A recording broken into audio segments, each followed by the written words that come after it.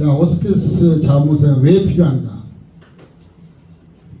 자원봉사는 잘 아시는 것처럼 자유의지를 뜻하는 라틴어에서 볼란타스라고 하는 그런 뜻에서 나왔어요. 그래서 그런 자원봉사를 하는 사람 볼란티어 이렇게 바뀐 거죠. 자원봉사자는요 원래 보수 없이 자발적으로 일하는 거죠. 여러분 봉사한다고 누가 직접 책임집니까? 그건 자원봉사가 아니죠. 그래서 저는 예전에 제가 사랑하기 위해서 이 봉사자들을 교육을 시킬 때 절대 가서 물 한 잔도 얻어먹죠. 물 한 잔 얻어먹으면 그날은 저한테 그냥 엄청 안 입고 온 소리를 많이 듣죠. 왜? 물 한 잔 필요했어? 사다 먹으면 되잖아. 사가지고 가면 되잖아. 그래서 나중에 이제 물론 봉사할 때 사가지고 가라고 10,000원씩은 줬어요. 그렇긴 했는데 중요한 건 뭐냐? 대접을 받으려고 하면 그건 사역이 아니에요. 자원봉사가 될 수가 없어요. 그건 어쩔 수 없이 자기 품을 팔아가지고 우선 품꾼이 되는 거예요. 그래서 나중에는 정말 물 한 잔도 먹으면 안 되는 이유가 우리나라에서 물을 한 잔 얻어 먹으면 나중에 그것이 밥상으로 바뀌어요. 어느 시기에 보면. 그래서 밥상을 차려주게끔 기다리는 거랑 똑같은 거예요. 그래서 물 한 잔도 먹지 마라. 그렇게 해서 자원봉사를 굉장히 복촉했던 그런 생각이 드는데요. 결국은 우리가 자발적으로 우리 사역을 감당할 수 있는 것 이것이 참 중요하다. 호스피스 사람들은 국가적인 어떤 제도가 아주 미비하고 대상자가 높은 의료적인 어떤 서비스가 잘 안 되기 때문에 그러다 보니까 많은 기관들도 많고 그 대부분 다 그 기관들이요 뭐 돈을 받고 하는 데도 있지만 거의 보면 돈보다는 자원봉사가 많이 많아요. 엊그저께도 어느 봉사단체 어떤 여러분 아실지 모르겠는데 그 생명윤리위원장 하셨던 센병원에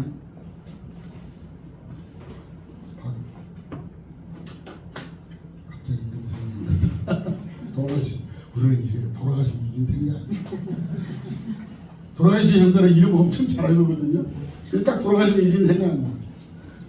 박상은 장님 여러분 아시는 분은 모르겠어요. 근데 이번에 베트남 가서 선교를 갔다가 하나님 부르심을 받았잖아요.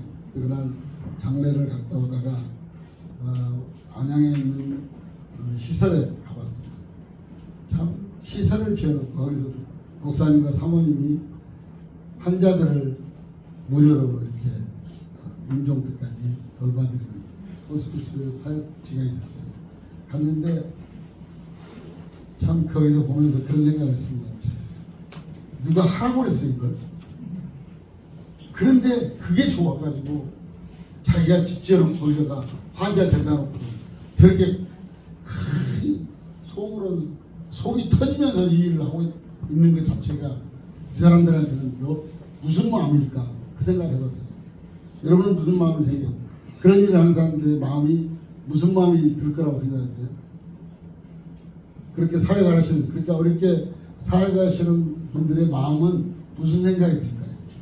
본인들이 뭐 내가 괜히 시작해가지고 그냥 코가 끼었네 이런 생각할까요? 저는 절대 그 생각이 안 해요. 그게 얼마나 행복한 모습인지. 왜? 그게 자원봉사니까. 자원봉사는요 우리가 자원봉사한다는 목적이 뭐냐? 자기가 행복함을 느끼는 거예요. 보상을 충분히 받습니다. 왜 받느냐? 하나님이 그런 기쁨을 주세요. 그래서 자원봉사를 하면서 뭔가 대가를 바란다면 그건 자원봉사가 아니죠. 결국 우리가 여러분도 마찬가지로 여러분 자신이 이렇게 헌신하고 남들을 위해서 섬기는 것 자체가 기쁨이 됐다면 하나님이 주시는 마음이에요. 근데 그분들을 목사님도 그렇고 사모님도 그렇고 하지만 손이 막 제 손도 큰데 사모님이 제 손보다 더 커졌어. 옛날에 그렇게 안 컸는데 이렇게 커져버려가지고 그도 하도 정말 너무 많은 일들을 하시라고. 그래서 제가 제 손을 좀 붙잡고 싶었대요. 왜? 하도 손이 크니까. 그래서 제가 그날 잡아주면서 그랬어요. 사모님 손이 내보다 더 커져버렸는데 이제 그런 얘기를 했는데요. 하여간 그렇게 하는데도 막 힘들다 하면서 너무 행복해하는 모습. 그 말과 이 모습은 다른 거예요. 그만큼 마음에 자원봉사를 통해서 그런 행복감을 누리고 있는 것 같습니다. 여러분도 이 자원봉사를 하시면서 힘들어 죽겠다 그러면 차라리 죽어버립니다. 그리고 여러분들 자신이 정말 행복해하면 여러분 계속 이 일을 하실 수 있기를 바랍니다. 봉사자들은요, 그 대상자들을 연구를 해봤어요. 이 사람들이 봉사할 때 무슨 느낌이 있나. 그랬더니 자원봉사를 참여하는 봉사자의 경우 호스피 활동으로 자기들의 삶의 보람을 느낍니다. 그게 중요해요. 그리고 또 불이익과 사회에 대한 관심이 굉장히 많아졌다. 그러니까 세상이 밝아지는 거예요. 여러분들을 통해서. 뿐만 아니라 배우자들 경우에 그 배우자들에게도 굉장히 부부간의 이해도도 좋아지고 또 자긍심도 많아지고 서로 간의 관심과 어떤 가정에 대한 관심이 너무 높아졌다. 이게 실제로 앙케이트를 조사해보니까 그렇더라고요. 그래서 우리가 그런데 이 봉사를 하면 봉사자들에게 필요한 어떤 지식이 필요해요. 어떤 지식이 있으면 좋을까요? 여러분, 중요한 것은요, 손을 잘 씻어요. 이건 철저해요. 여러분이 섬기는데 항상 요즘에 코로나 이후에 우리한테 습관이 뭐예요? 나갔다 오면 비누로 손 씻기. 이거 꼭 필요합니다. 이 손을 잘 씻으면 어떤 환자를 만나고 와도 그 환자에게 다른 사람에게 전염을 시키잖아요. 그렇다고 암이 전염되는 건 아니죠. 근데 많은 사람들이 암도 전염되는 줄 알아요. 제가 강원도 가서 거기다가 센터를 짓고 그 환자들을 살라고 했더니 동네에서요 암이 전염되는데 길을 다 돌로 막 막아버리고 참 너무 힘들었어요. 진짜 무식한 거죠. 암은 세포로 인해서 우리 세포 변이를 통해서 유행하는 것이지 전염되는 건 아니에요. 그러나 우리가 손을 잘 씻는 이유는 다른 환자를 보호하고 나 자신도 보호하는 거죠. 그리고 환자들이 제가 이제 제일 어릴 때 제일 우리 아이들이 어릴 때 아이들한테 굉장히 미안했던 게 제가 이제 폐암 환자들을 보고 오잖아요. 그럼 막 기침을 해. 그러면 폐암 환자들 기침을 막 이런 데 묻어. 그런데 집에 오면 딸이면 막 와서 끌어안아. 이거 정말 꼭 이게 번지를 깔 때 느낌이. 근데 하나님은요 얼마나 우리에게 정말 신묘막취하게 우리 세상을 만드는 거지. 여러분들이 아무리 어떤 환자들에게 가서 뭐를 앉으실건 아니 무슨 일을 당하셨건 여러분 햇빛 밑에서 한 바퀴 샥 돌면 다 소독되고 햇빛 밑에서 딱 손을 들고 한 바퀴만 딱 돌면 우리 몸의 모든 다 소독이 되고 그게 하나님 우리에게 주신 큰 은혜라는 걸 통해서 우리가 특별히 손 씻기 잘하시고 그리고 햇빛을 잘 보도록 하시고 문화사는 햇빛 안 보려고 엄청 무서운 마스크 쓰는 저게 인간인가 뭐 뭔가 할 정도로 막 희한한 거 마스크도 희한한 것도 많이 써요. 그렇게 할 필요가 없이요 좀 많이 햇빛을 받는 게 중요합니다. 그리고 상처가 있는 환자들에게는요 가능한 한 우리가 좀 민감하기 때문에 부드럽게 행하는 게 참 좋아요. 상처가 있는데 내가 돌봐줄게 그래 이리 와 막 이렇게 시정하면요 엄청 손들이 와. 어느 환자는요 제가 만약에 기침을 하잖아요. 그럼 그 환자들은요 이 기침의 진동 때문에 너무 아파하는 환자들. 그래서 사람이 통증이라는 게 나중에 굉장히 많아요. 알 수 없는 통증이 엄청 많다는 걸 우리가 볼 수 있고 그리고 이 류마티스 계통의 또 이제 환자들이 보면요 그 환자들은 이제 손가락이 뭐 이게 톡 치기만 해도 자지르는 사람들이 그런 환자들을 볼 때 여러분들이 얼마나 부드럽게 그에 다가가느냐 참 중요하다는 거죠. 그리고 자원봉사자의 역할은요 그런 수발자를 수발자는 뭐예요? 남을 도와주는 일을 해요. 그런데 도와주는 사람이 잘 도와줘야지 내가 하고 싶은 대로 이를 돌려 이쪽으로 와 이렇게 하면 그 수발자가 아니죠. 그 폭력자지. 결국 우리가 얼마나 그 사람들에게 정말 그 사람을 도와주기 위해서 가장 편안함으로 도와주기 위해서 그들을 돕는가 하는 것이 중요해요. 특별히 신체적인 돌봄에는요, 마사지하고 얼음찜질 해주는 거, 손발톱 깎다가 또 이것도 너무 또 잘라가지고 제가 그런 적 있어요. 어떤 환자가 계속 손을 쥐고 있다 보니까 이게 손톱이 살을 파고 들어가요. 그러니까 이걸 어떻게 펴가지고 깎는데 손톱 깎고 딱 깎았는데 이 사람이 그 깎는 순간에 또 손으로 딱 오므리네. 그러니까 딱 잘랐는데 살이 배가지고 피가 나는 거야. 이거지. 그렇다고 모른 척 할 수도 없잖아요. 모른 척 그냥 딱 이 손을 잡고 있으라고도 할 수도 없잖아. 아유, 죄송하다고. 뭐 기름 사다가 또 달라줘. 그래서 이게 손톱, 발톱 닦는 것도 참 중요해요. 그래서 제가 시애틀의 러빙앤저스라는 데를 제가 거의 한 10년 됐나요? 9년 됐나? 거기를 제가 이제 시애틀에 가가지고 어느 전도사님하고 이야기를 하다가 여기도 호스피스 봉사 그룹을 하나 만들자. 그래가지고 러빙앤저스라는 걸 만들었어요.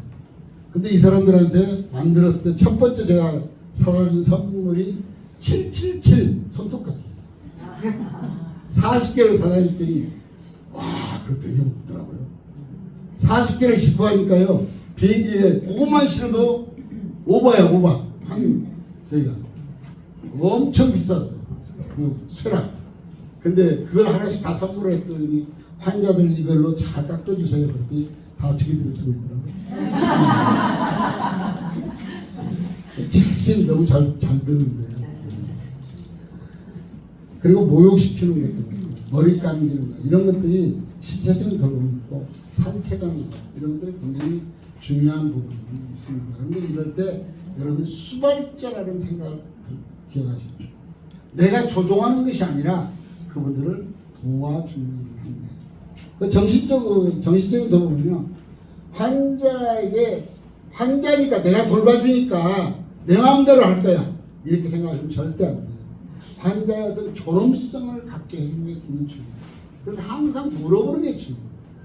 내가 뭘 해드려도 될까요? 내가 하러 갔는데 해드려도 될까요? 물어본다는 것이 처음에는 좀 거추장스럽죠. 그러나 그렇게 물어보는 것이 환자의 자존심을 세워주는 것입니다. 본인들이 연약하기 때문에 우리가 무조건적으로 하면 본인이 상처를 받아요. 그 상처를 받는 것이 굉장히 오래가면 갑니다. 제가 한 번은 얘기했잖아. 갑자기 생각나서요. 다른 교회 교인이었어요. 근데 딱 가니까요, 그 자궁암 환자들은 묘한 냄새가 있습니다.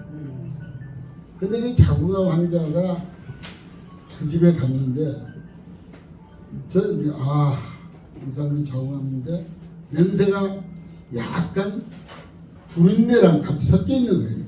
그 말은 뭐냐면 자궁벽하고 항문하고 뚫렸다는 거예요. 그러니까 뒤로 나와야 될 것이 앞으로 나오는 거예요. 그러니까 이게 얼마나 고통스럽겠어요. 그런데 병원에서 그런 사람들을 잘 해주느냐? 말기니까 잘 안 받아요. 그 본인은 너무 화끈화끈하고 너무 통증이 심한 거예요. 그래서 제가 우리 권사님을 한 분을 모시고 왔거든요. 우리 권사님한테 따라와. 그래서 제가 약국에 가가지고 뭐 꺼짐에 뭐 소독약에 뭐 이런 거 다 핀셋 같은 거 다 사가지고 솜 같은 거 사가지고 거기 남편도 앉아있고 시어머니도 앉아있고 우리 권사님도 앉아있고 환자는 들어누워 있고 제가 다 까고 싹 다 벗기고 그걸 다 청소를 해줬어요. 드레싱을 다 해줬어. 그랬더니 그분이 처음으로 그날 밤을 잠을 잤대요. 그런데 저도 몰랐죠. 근데 그 다음날 그분이 임종을 했는데 임종하고 나서 그 교회 목사님이 저를 만나고 싶다고 그래서 만날 때 그 얘기를 하는 거예요. 그 집사님이요. 목사님이 드레싱을 하고 간 날 처음으로 잠을 잤대요. 그런데 너무 편안하게 잠을 잤는데 어떻게 그런 일을 할 수 있는 거예요? 저는 그 사람이 여자로 보인 게 아니라 환자였을 뿐이에요. 다만 제가 섬겨야 되는 환자. 그래서 제가 물어봤어요. 제가 드레싱을 해드려도 괜찮겠습니까? 남편한테 물어봤어. 시어머니한테 물어봤어. 드레싱이 뭔지는 모르니까 씻어준다니까 뭐 좋다고 이렇게 얘기했죠.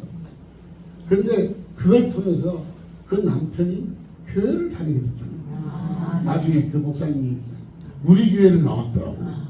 그러면서 목사님 너무 고맙다. 그래서 아니 뭐 나야 뭐 할 일만 했을 뿐인데. 근데 그 권사님은 지금까지도 호스피스 봉사자를 하세요. 그때 그 충격을 통해서 아 우리가 이렇게 섬겨야겠구나 그런 생각을 합니다. 결국은요 얼마나 우리가 잘 물어보고 무슨 일을 하면 그런 일까지도 가능하다는 것을 얘기를 하는 것이죠. 그래서 나중에 이야기를 했지만 킴스의 10가지 돌봄이라는 그 방법이 있어요. 이 킴스의 10가지 돌봄이라는 것은 김수지 박사라는 분이 계셨어요. 한국에. 그분이 우리나라에서는 처음으로 뭐냐면 나이팅게일 상을 받았던 2대 간호대 교수님이셨는데 한 3년 전에 하나님의 부르심을 받고 갔죠. 근데 같이 사역을 하는데 세계의 유엔에서 이 정신병 환자들을 어떻게 도울 것인가 거기에 그들을 위해서 돕는 방법 10가지를 만들어놨는데 이따 다시 한번 설명해드리겠습니다.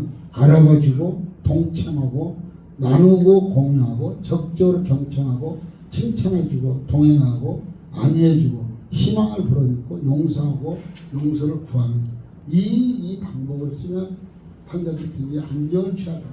그런 것이 세계적으로 통용되는 하나의 이런 한국 사람이 만들어온 그 툴이 있습니다. 이따가 다시 한번 얘기하겠습니다. 그리고 자원봉사자는요 사회적인 돌봄에서 환자가 가족들에게 사회적 활동 보조를 해주는 경우가 많이 있어요. 특히 은행 업무라든가 또 아니면 그 상점 관련 일 뭐 이런 것들도 여러분들이 뭔가 좀 필요한 것도 사드리고 청소해주고 이런 것도 굉장히 필요한 일 중에 하나입니다. 또 장기 기증이라든가 유언서 같은 이런 것들도 필요합니다. 제가 이제 장기 기증 얘기를 이따가 한번 하겠지만 갑자기 장기 기증을 하려고 서류를 다 만들다 보니까 요즘에는 이제 그냥 뭐 장기만 기증하는 게 아니고 피부 조직 기증이라는 게 있어요. 이런 화상 환자가 그냥 놓아두면 통증이 가시지 않습니다. 그런데 피부를 덮어주면 통증이 싹 가요. 근데 그 피부를요 우리나라 사람들이 기증을 잘 안 해. 그러니까 미국에서 사와 1cm 1cm 이 고가입니다. 굉장히 고가예요. 그러면 이걸 또 쫙 놀라에다 피워가지고 그걸 사용을 해요.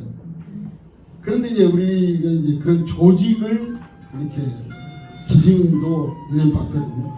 뼈가 없는 사람들은 뼈도 기증을 받아요. 이게 이제 조직 기증이라고 하는데 그런 기증들을 많이 하는데 여러분들도 그런 기증자가 되면 참 좋겠다. 제가 그런 기증을 한다고 했더니 누가 아이고 그래도 저희 딸이 그러더라고요. 그래도 와서 아빠 자리라도 뭐가 있어야지 흔들이라도 있어야지 자기 가볼 때라도 있어야 될 거 아니냐고 절대 하지 마라 그러는데 아직까지 제가 대답은 안 했어요. 그러나 그거 필요하다라는 것을 말씀드리는 거고요. 그 다음에 영적 돌봄이 있는데요. 여러분들이 신방을 할 때 여러분들에게 제가 그 환자 신방이라는 책을 옛날에 많이 드렸는데 그걸 보시면 환자 신방을 그냥 미심이라 해가지고 환자 신방 되는 게 아니에요. 정말 복음의 능력으로 그들을 섬기는 방법은 말씀을 가지고 어떻게 적용할 것인가 하는 부분들이 필요합니다. 그리고 환자들의 12가지의 어떤 요구사항이 있는데요. 환자들은요 누구하고라도 마음을 열고 의사를 소통하고 싶은 강한 욕구가 있다. 그렇죠. 환자들은. 그리고 왜냐하면 환자들은 외롭거든요. 그래서 누구하고든지 마음을 트고 이야기를 하고 싶어요. 그리고 환자는 자신에 대해서 정직함을 갖기를 원해요. 근데 우리는 환자 모르게 뭐든 다 결정하잖아요. 그리고 자기 주변에서 이런 정보를 알고 싶어 하는데 가능한 한 감추죠. 우리는. 환자들하고 달라요. 우리가. 보호자들은 또 틀리죠. 그리고 자기 주변 문제에 대해서 어떤 결정에 참여하고 싶은데 환자는 신경 쓰지 마. 이렇게 얘기를 하죠. 그럼 환자들은 그렇지 않아요. 자기들이 알고 싶어 해요. 항상. 자기 자신의 의사소통과 존중의 여기를 받기로 해요. 그래서 마지막까지도 인간들은 자기들의 그 존중심을 받기로 하는데 우리는 그걸 무시하는 경우가 굉장히 많다는 것을 알게 됩니다. 그리고 또 정상이길 바라는 욕구가 굉장히 강해요.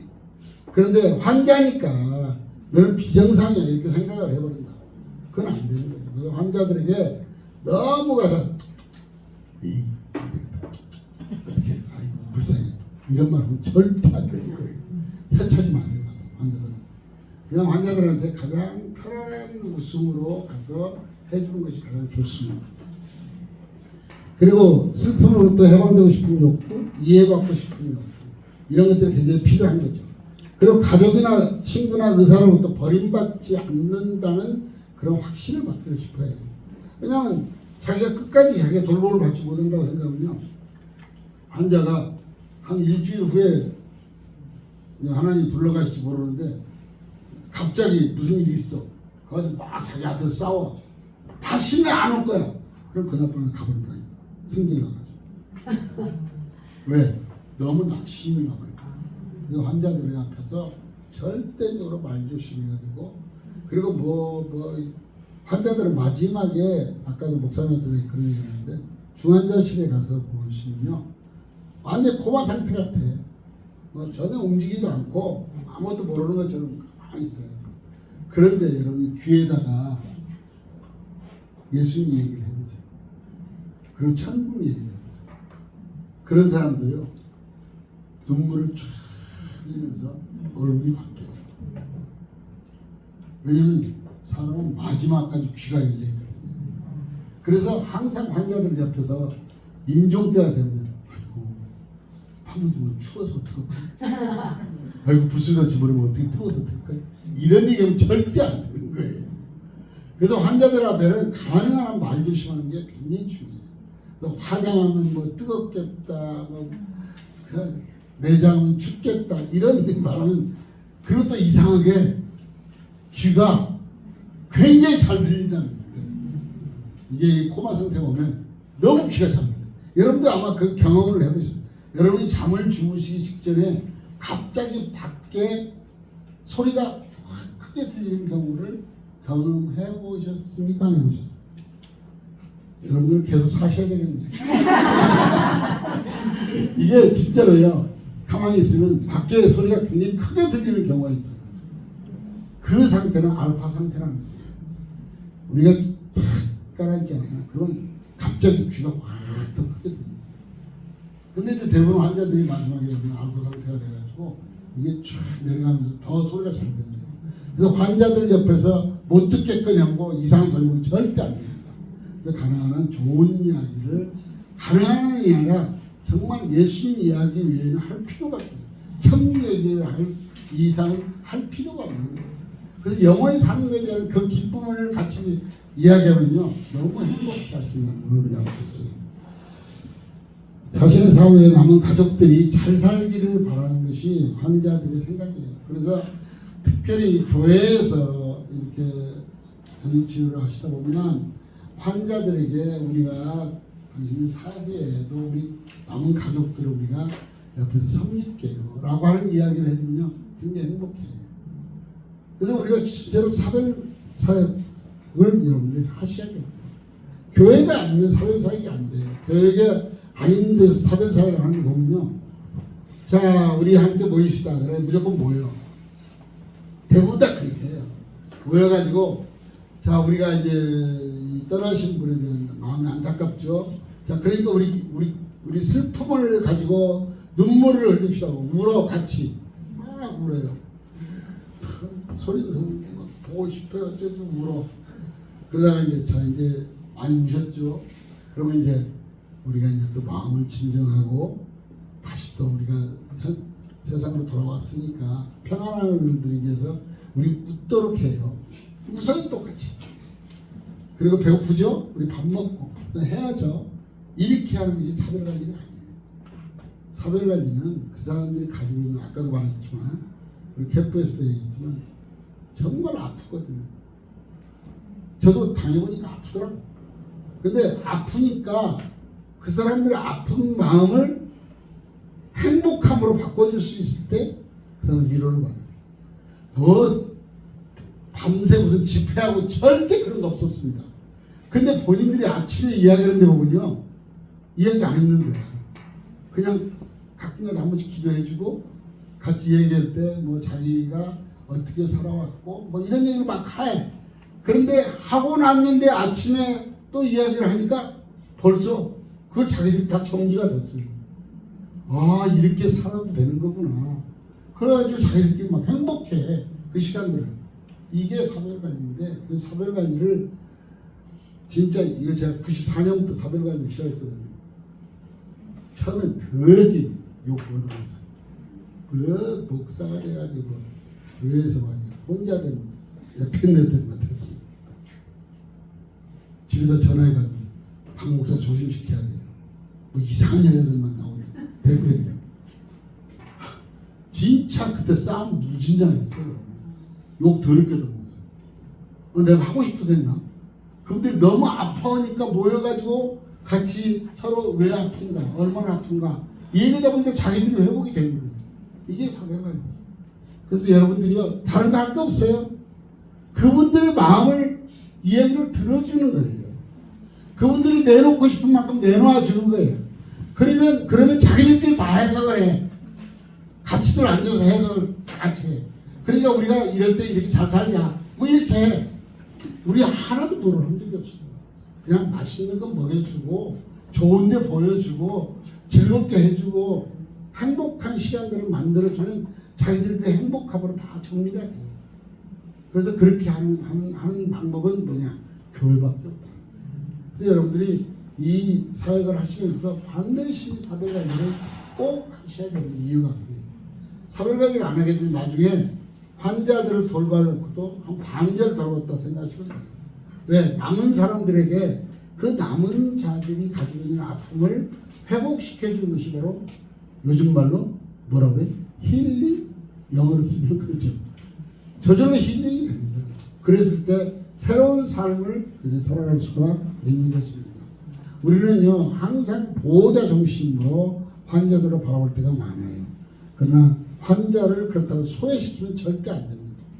환자를 항상 같이 생각하고 그 환자들에게 어떻게 하면 가장 좋은 것으로 함께 해줄 수 있을까를 생각하면 환자가 앞으로 닥칠 그 소망에 대해서 확신을 시키는 것이 가장 중요하다. 그러면요, 호스피스 대상자를 누가 호스피스 대상자가 될 수 있는가?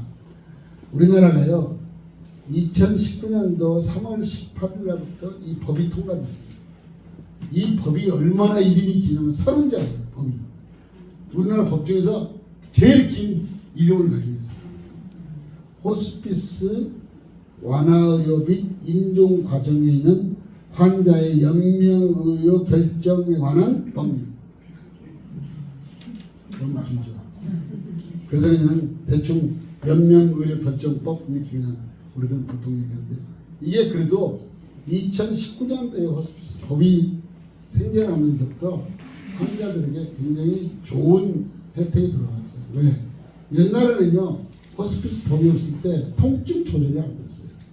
통증 조절을 해주는 것이 수술할 때, 아기 날 때 그 통증 정도, 그걸 해주는 정도밖에 할 수가 없었어요. 그러나 이 호스피스 법이 생기면서부터 환자들에게 무통류에 관한 투병을 할 수 있도록 기회를 준 거죠. 후에 수술이나 항암요법 등 의학적 치료를 시행했지만 더 이상 치료 효과가 없을 때 호스피스 대상자가 돼요. 또 의사로부터 3개월에서 6개월 정도의 여명 진단을 받았냐, 특히 한 3개월 정도 여명이 이제 앞으로 살아날 길이 한 3개월 정도 남았다. 그럼 호스피스 대상자가 되는 거예요. 또 의사의 동의나 의뢰가 있는 경우 이 사람은 호스피스 병동에서 침투성 치료를 하는 게 아니에요. 관리만, 통증 관리만 해주는 것이고, 그래서 비침투성 관리, 그래서 패치를 붙인다든가 이런 것들을 많이 하는 것이죠.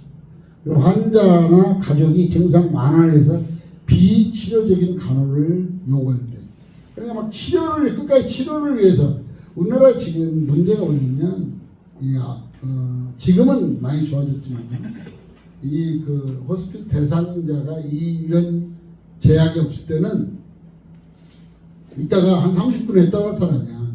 상황적으로 보면. 그런데 30분 전에 피부가 와요. 검사한다고.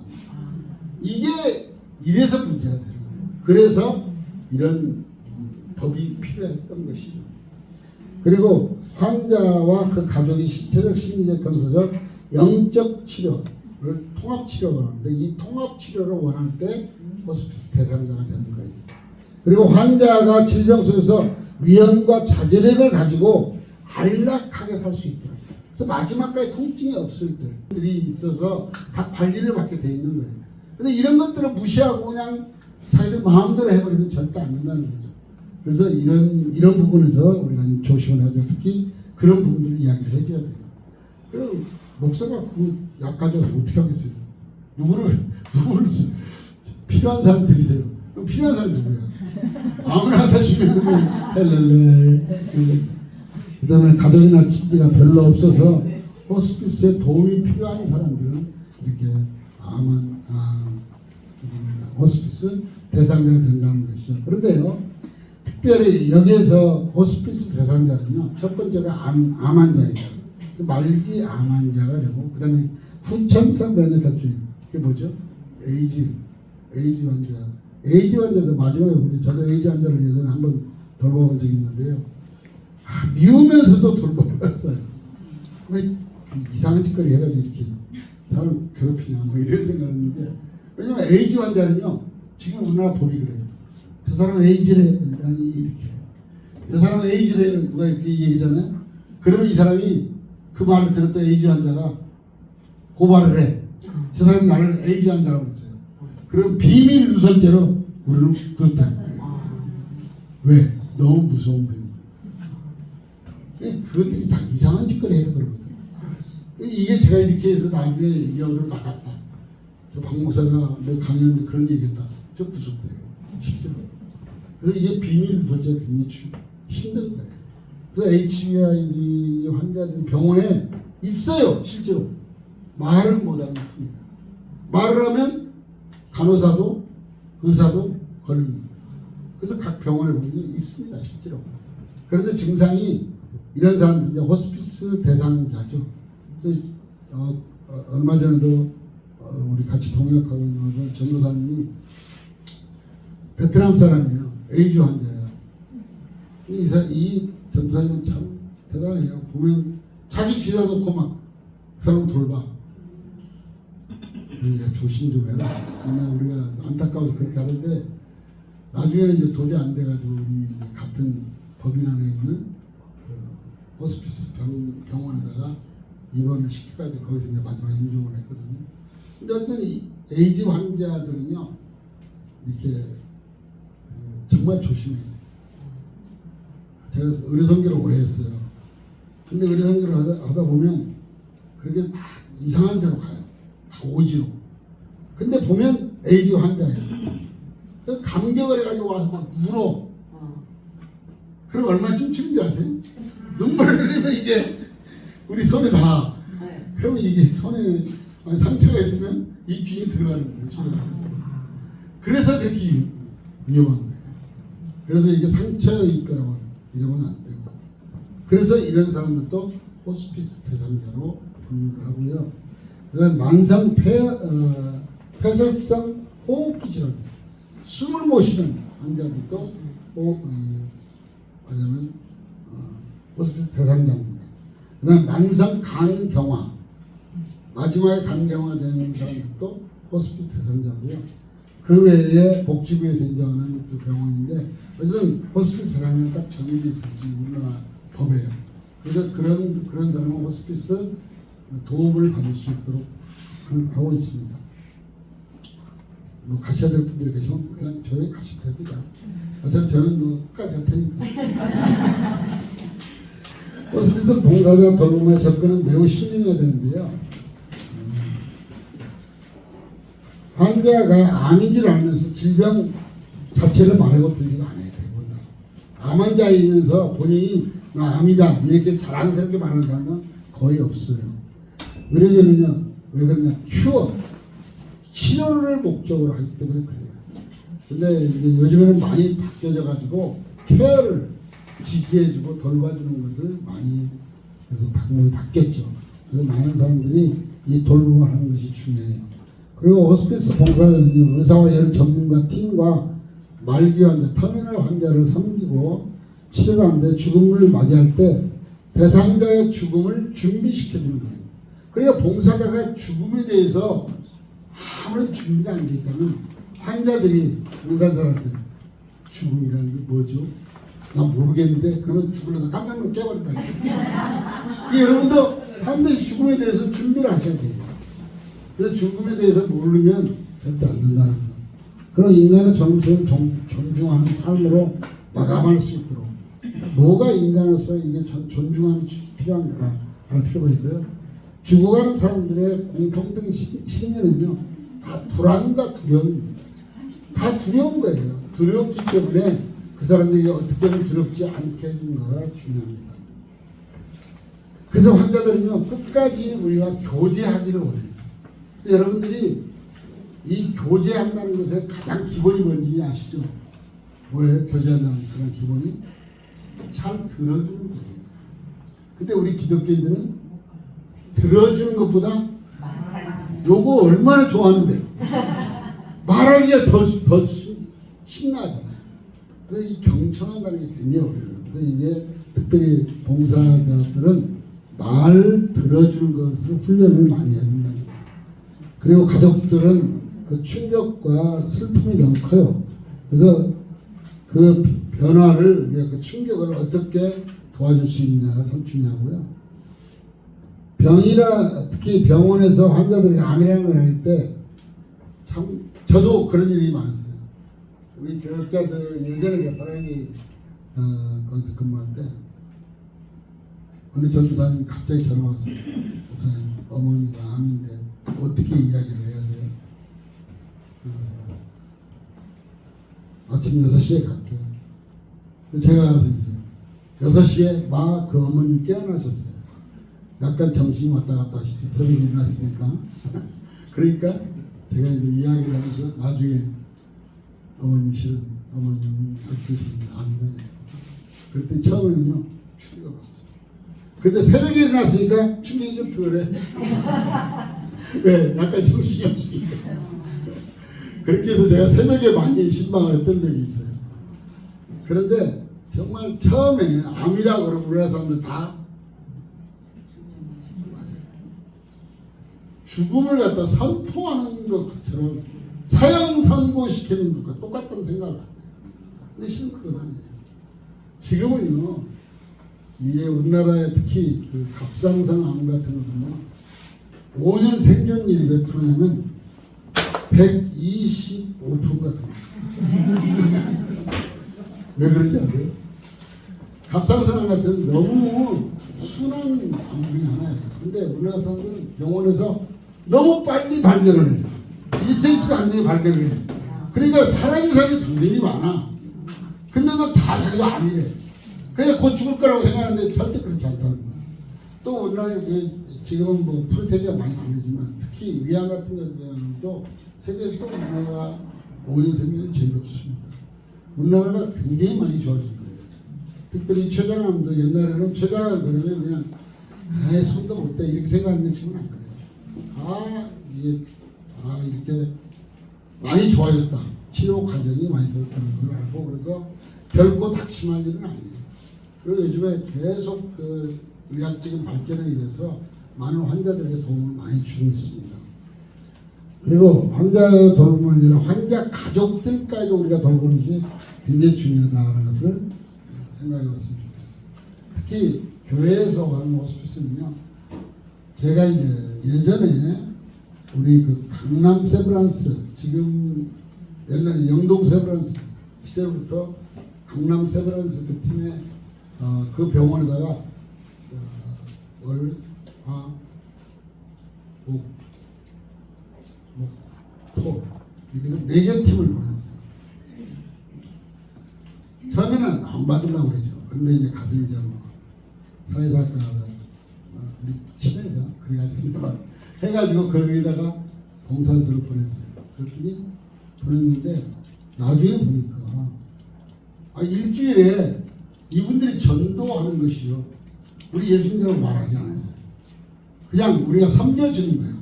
근데 일주일에 막 5명이 아니고 막 가정식으로 이렇게 예수를 믿는 거예요. 어느 때는 누가 막 왜 나한테 전도를 안 하냐고 막 이렇게 얘기하는 거예요. 그리고 또 어떤 사람은 가서 이렇게 하니까 화를 막 내는 거예요. 왜 나한테는 기도 안 해주냐고. 그래서 기도를 해줄까요? 그래서 기도해달라고 기도해줬더니 알고 봤더니 지금 누나가 주지야. 그래서 제가 주지랑 놓고 임종예배 드렸어요. 나중에 기독교식으로 장가도. 나중에 보니까요. 1년은 55주 치고 한 개 팀이 한 주에 4주예요. 4주 잡고 그러면 220번 우리가 들어가잖아요. 그런데 한 번 들어갈 때만 5가정이 예수를 믿어. 그럼 몇 가지입니다. 사랑의 교인들 다 우리 환자 가정이더라고. 계산적으로 보니까 이런 일들이 벌어지더라고요. 물론 그건 아닌데 숫자적으로 보니까 다 사랑에 나온 건 아닌데도 예수를 믿는다니 그렇게 말하더라고요. 그래서 자기들이 행복한 거예요. 여러분들이 가족을 섬겨야 되는 이유가 바로 거기 있는 거예요. 환자만 돌보면 환자 한 사람을 돌보면 가족을 섬기면 가족에게 이야기를 하고 같이 상황을 서로 나누고 그러다 보면 같이 마음을 열고 그러면서 예수님도 믿고 또 천국에 대한 소망도 갖고 그러니까 본인이 그냥 자연스럽게 예수를 믿게 됩니다. 예수 믿으라고 얘기도 안 했는데 그래서 우리 사역이 얼마나 중요한가 하는 얘기를 하는 것이죠. 또 호스피스 세상에 통증을 느낄 때 고통하는 요인들이 있어요. 첫 번째는 경제적인 문제죠. 경제적인 문제 굉장히 환자들한테는 어렵죠. 근데 이 경제적인 어려움을 틈타가지고 이상하게 여러분 튜버로스의 5단계 대부분 아시죠? 얘네가 다 얘기했으니까 이렇게. 그런데 이 튜버로스 5단계 중에서 협상의 단계에 들어가면 요때 똥파리들이 많이 나와. 이상하게 사기치는 인간들이죠. 이 봉사들이 얼마나 환자들을 이렇게 지켜주는 것이 중요합니까? 경제적인 문제에 대해서. 7만원 넣는데 한 번 맞는데 10만원이 하나가 근데 침 하나 맞고 왔으니까 10개 꽂으면 100만원이에요. 순간적으로. 근데 그 한 번 맞고자 그 다음날 또 와서 또 꽂는데 하루에 100만원씩 꽂았다고 생각해봐요. 일주일이면 700만원이야. 그런데 매일 와 그런 사람들은 또. 그러니까 그때 여러분들이 얼마나 이 경제적인 문제에서 환자를 돌봐줄 겁니다 하는 것도 중요하고요. 그 다음에 직업의 상실을 통해서 많이들 아파해요. 직업이 없어서. 그리고 죽음에 대한 공포 이런 것들 또 사회 가족과의 관계가 많이 틀어지죠. 그리고 신경병적 자극 막 통증 느끼고 이럴 때 어떻게 할까.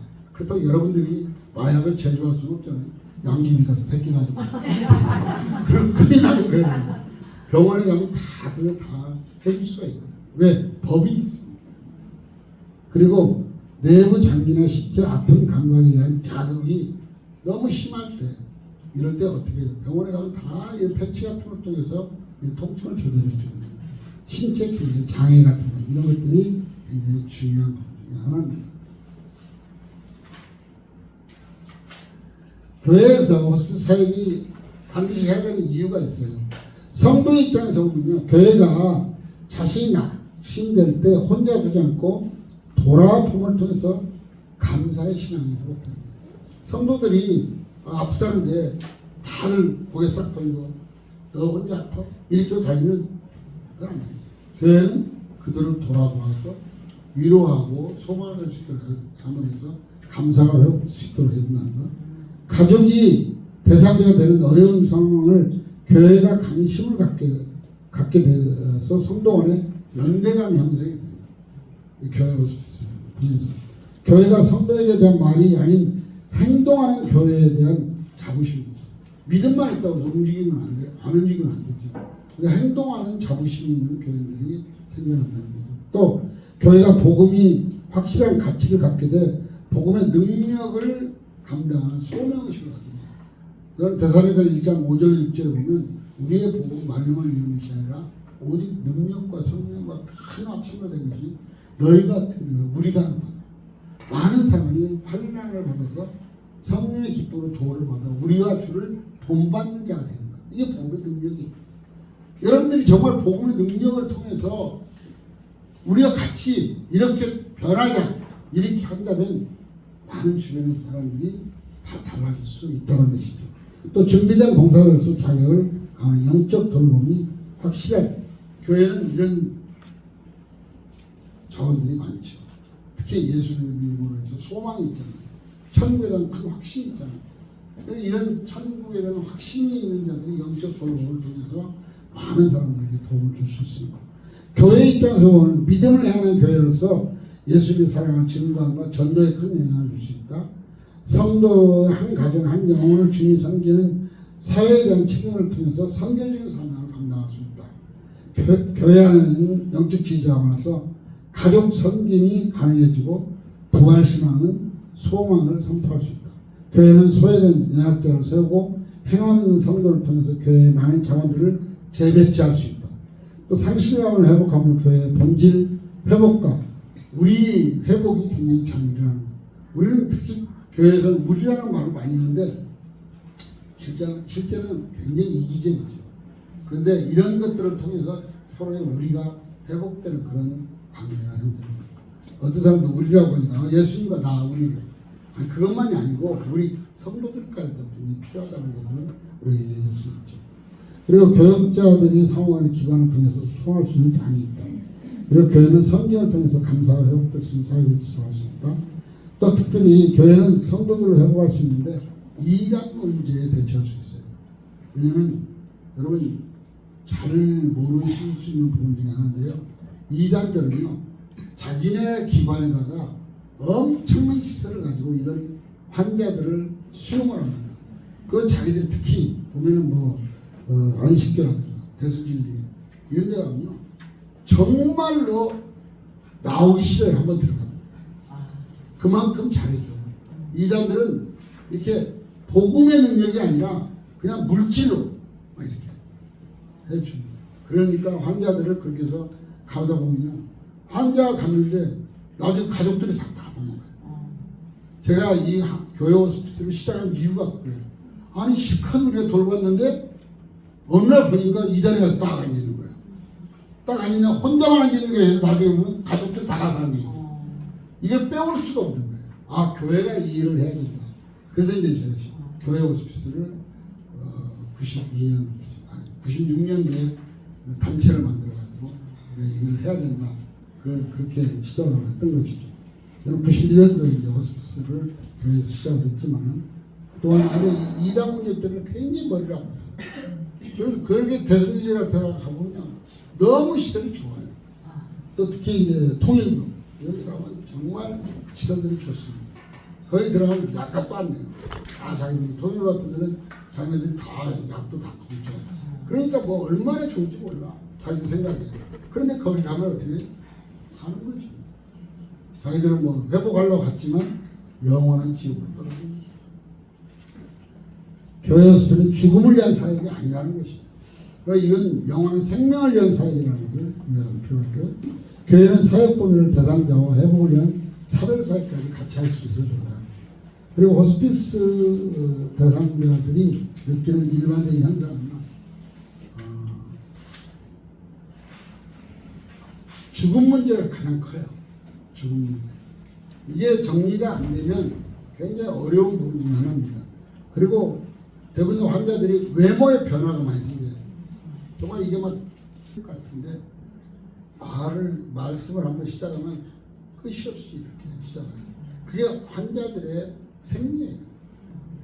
왜 한이 많아. 그분들의 한. 여러분 마가복음 16장 18절에 보면 16장 15절에 보면 무슨 말이 나오죠? 믿고 세례를 받은 자에게 이런 표적이 있다는 내 이름으로 귀신을 쫓아내고 세례하는 말하며 그 다음에 뭐가 18절에 무슨 독을 마실지라도 해를 받지 말며 거기서 독이 뭘까요? 생각 안 해보셨으니까 모르겠지. 근데 그 독이라는 건요 여러분 야고보 3장 8절하고 연결이 된다고 보시면 혀에는 독이 가득합니다. 이 혀에는 독이 가득해요. 사람들끼리 상처받았다는 말은요 안 없어져. 이게 말로 인해 상처받은 거 안 없어집니다. 근데 이걸 없애는 방법이 있어요. 믿고 세례를 받으면 이런 표적이 따르느니 어떻게 돼? 뱉어버리면 되는 거야. 예수 이름으로. 내 속에서 생각나면 아니 난 버렸어. 그거 뱉어버리면 되는 건데 요건 절대 안 버리라고 꽉 잡고 있으면 지만 독이 슬슬슬 퍼져가지고 나중에는 상처가 너무 센 거예요. 그러면 이 상처로 인해서 진짜 암이 되는 거예요. 그래서 암 환자들을 보면 다 들어보세요. 나중에는요 처음 시작이 어디서 시작이냐? 말부터 시작. 물론 세포가 잘못돼서 그렇지만 대부분에 보면 말을 가지고 상처를 받는 데서부터 시작된 사람이 굉장히 많다는 거예요. 그래서 무슨 독을 마실지라도 해를 받지 말며 해를 안 받아야죠. 우리가 세례를 받았으면 그러나 뱉어버려야지. 내 속에 있는 거. 그게 바로 누가 하느냐? 내 안에 성령이 해주시는 거예요. 아까 말했잖아요. 성령이 우리 그림을 바꿔버리면 되는 거예요. 그리고 무능함, 무능력, 유전적이고 관계가 분열되는 것을 굉장히 어려워해요. 이런 부분들에서 여러분들이 생각을 하는 게 중요합니다. 특별히 또 호스피스 대상자들 가족들은 그럼 어떤 느낌을 받아요? 가족들. 아까는 환자의 자신이지만 가족들은 첫 번째로 암 환자가 되면 절망감이 생겨요. 첫 번째. 그 다음에 역할 기능에 완전히 뒤바뀌죠. 남편이 암 환자가 되면 부인이 이제 모든 것을 다 감당을 해야 돼요. 또 부인이 그러면 남편이 또 다 해야 돼요. 또 암에 대한 또 이렇게 정보를 알고 싶어 하는 고급, 일반 정보가 아니라 고급 정보를 알고 싶어 하는 그런 것도 굉장히 중요하고요. 그래서 여러분들이 대충 아는 것을 봉사자가 환자들한테 이야기하면 된다. 특히 무슨 암에 뭐가 좋대. 옛날에 새뜨기 풀이 좋다고 간 병원 환자들한테 새뜨기 풀이 좋다고 그래가지고 간암 환자들이 어마어마하게 생겨버렸어. 그 새뜨기 풀 써버려가지고 소나무는 그렇지 사람이 뭐 그렇게 그래 대충 알아가지고는 선무당이 뭐를 해? 그래서 절대 여러분들이 정말 고급 정보가 아니면 절대 안 됩니다. 그리고 가족의 다른 사람에게 알리는 단계가 자기 암 환자가 되면요 가족들한테도 우리가 말을 못하는 경우가 굉장히 많아요. 그래서 이런 부분에서 우리가 좀 달라져야 된다. 보고요. 막는 것 같아요. 그리고 감정의 어떤 감정이 서로 이렇게 연루가 되어서 그런 문제입니다. 그리고 사랑하는 가족이 호스피스 전치유 대상자로서 입원되는 가족에는 엄청난 스트레스가 있죠. 말기 환자 경우는 더욱 심해요. 그래서 가족도 환자와 같이 환자가 돼요. 가족도. 그런데 거기다 내가 불을 질러. 그러면 봉사자가 말을 잘못하면 이 가족들하고 상태가 나빠지게 되면 그 환자를 볼 수가 없어요. 그래서 환자가 이럴 수 있는 긍정적인 말을 하는 게 참 중요해요. 가끔가다 이런 질문을 받아요. 환자가 임종때가 됐는데 목사님은 어떻게 기도하십니까? 여러분 어떻게 기도하십니까? 환자가 임종때가 다 됐어요. 그러면 어떻게 기도해야 돼요? 기도하는 잘 죽을 수 있을지요. 이게 기도하면 큰일 나는 거예요. 그러나 하나님이 이런 우리가 알 수가 없어요. 아까 이런 33장 6절에 큰일 나보라 내가 이 성을 치료하며 고쳐낫게 하고 나의 평강과 성실함을 풍성히 치료했다. 그거는 시체만 가득한데 하나님은 그러나 보라.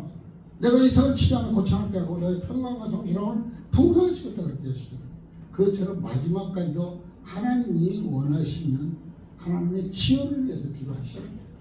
그래야지 가족들도 위로를 받아. 소망을 잃지 않아. 근데 거기다 대고 곧 죽을 텐데 마음을 평안케 하시고 그럼 어떻게 하는 거야? 다 죽어요. 언젠가는. 아는 사람은 없어. 근데 그 옆에다 놓고 곧 죽을 건데 뭐 이렇게 말하면 어떻게 했어? 그것보다는 환자를 위로하는 말이 가장 중요하다. 인조에 가까워진 환자들 중 가족들은요 병원에서 의심합니다. 이게 우리 병 못 고치는 거 아니야? 그리고 치료도 제대로 못하는 거 아니야? 그러면서 막 의심을 해요. 그래서 병원을 옮기자고 하는 사람도 꽤나 많아요. 환자에도 가난한 자가 들어갈 여유를 주지 않는 경우가 많이 생깁니다. 그래서 여러분들이 참 이때가 되면 어렵죠. 봉사자들이 환자의 입장에서 참 어려울 때가 있습니다. 그리고 가족의 죽음을 인정하지 않고 싶지 않아서 결코 의료진이나 간호사들이 마음을 열지 않고 환자에게만 집착을 해요. 의사가 뭐라고 해도 몰라. 안 들어. 그러나 환자한테는 자기가 모든 걸 다 하는 것처럼 얘기해요. 그러면 절대 안 되죠. 결국 환자의 약해짐을 편하게 돌아보지를 못하는 경우가 많습니다. 그리고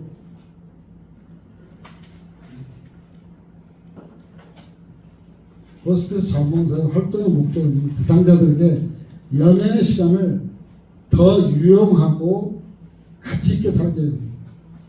이렇게 위로한다고 뭘 감추면 절대 안 돼요. 환자들이 알 수 있도록 해주는 것은 중요합니다. 그래서 감추면 환자가 지금 상황에서 감추게 되면 좋을 것 같지만 절대 감춰서는 안 된다. 고통스러운 신체 증상을 완화시키고 평안을 도모할 수 있도록 해줘야 됩니다. 인종 환자를 끝까지 포기하지 않으므로 평화와 소망의 죽음을 유도할 수 있도록 해줍니다. 인종 환자와 보호자에게 지속적인 간호 제공과 사별가족에 대해서 간호를 계획하고 준비한다.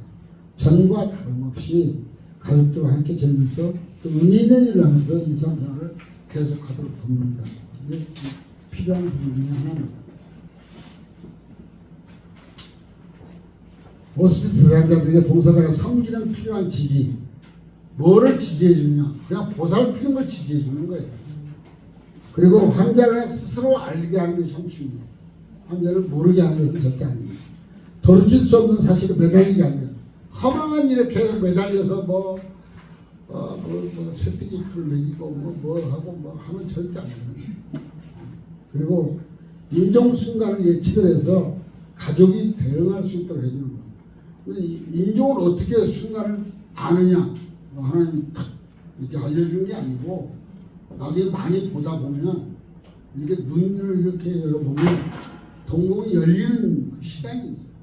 그걸 계산해 보면 딱 맞는 거예요. 그리고 이제 경직되는 상황들을 딱 보면 1시간, 2시간, 3시간 이런 것들이 나와요. 그래서 그런 것들을 여러분들이 잘 하다 보면 여러 명을 보다 보면 그걸 알게 돼요. 예를 가지면 여러분 그걸 알 수 있어요. 동공을 열어본다든가 그리고 불빛을 이렇게 해서 동공이 어느 정도 반응을 하는가. 그리고 이 손발톱 같은 게 어떤 반응이 일어나는가. 그리고 경직 상태 같은 거 이런 걸 보면 대부분 제일 빠른 것은 여러분들이 제일 쉽게 빠른 것은 손발톱이 색깔이 변하는 것이에요. 그러면 보통 한나절 정도 시간밖에 안 돼요. 그때부터 시작이니까. 그리고 이제 동공이 커져가지고 바깥으로 완전히 벌어지면 얼마 안 남은 거죠. 그 순서에 따라서 그 시간에 따라서 할 수가 있는데 일단 그런 건 꼭 굳이 안 알아도 되는 이유는 요즘에 의사 선생님은 너무 정확해졌다는 거예요. 옛날에는 잘 모르셨어요. 근데 지금은 너무 정확하게 잘 아시더라고요. 그리고 어쨌든 보호자와 협조 관계를 잘 유지하는 것, 부정에 대해서 굳이 긍정하지 않는 것. 이제 부정적인 생각이 드는 것을 막 긍정시키려고 막 억지로 그럴 필요가 없다는 것이죠. 죽음의 시간이 갑자기 오는 것이 아니라는 걸 하고 돌아오는 그 죽음이 아니라 끝까지 소망의 어떤 마음을 가지고 기쁨을 해주는